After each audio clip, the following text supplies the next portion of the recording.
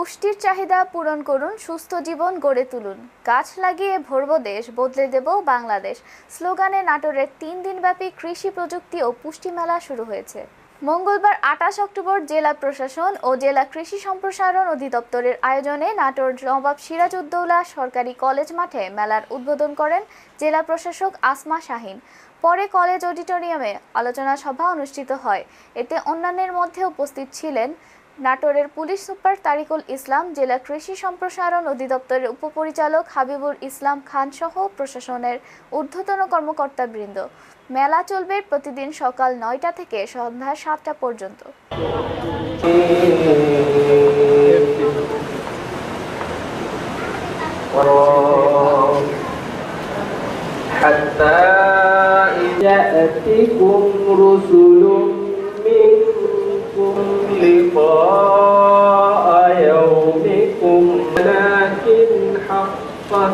كلمة العذاب الله العظيم।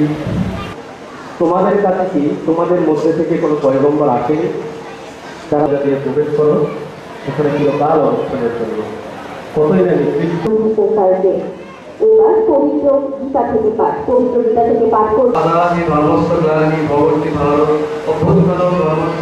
অর্থাৎ এখানে ভগবান শ্রীকৃষ্ণ বলছেন যে আপনি পৃথিবীতে ধর্মের গ্লানি এবং অধর্মের আমি বারবার পৃথিবীতে আবির্ভূত হই। ধন্যবাদ। জনাব শামসুন্নাহার ভুইয়া থাকে।